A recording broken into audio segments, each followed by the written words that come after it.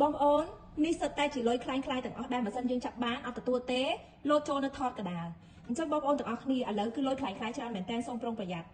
នេះគឺខាងមិនសិនយើងចាប់បានគឺមានគ្រប់ប្រភេទតែម្ដងលុយខ្លាំងៗនេះវាមានតាមការ៉េទៀតដូចអានេះយើងបាច់និយាយវាជាលុយសែនទៅហើយបងប្អូនអញ្ចឹងវាប្រភេទកដាលតែនេះវាជាលុយ10000ខ្លាំងៗសេរីចាស់ដូចមែនតើជាមួយនឹងលុយប៉ាត់បងប្អូនអាចនឹងចែកច្រឡំ$5នេះក៏ខ្លាំងៗដែរបងប្អូនចាហើយ20000នេះក៏ខ្លាំងៗចាចំណែកឯ50000នេះការខ្លាំងៗរបស់វាមានតាមកម្រិតវាទៀតបងប្អូនអញ្ចឹងប្រភេទស្លឹកទី1នេះប្រហែលជា80%វារៀងរលោងប្រភេទនេះដូចជាមួយលុយប៉ាត់មែនតើបងប្អូនណាសំឡេងនៃការយើងធ្វើអញ្ចឹងផ្ទៀងដូចប៉ាត់ប្រហែលជាអាច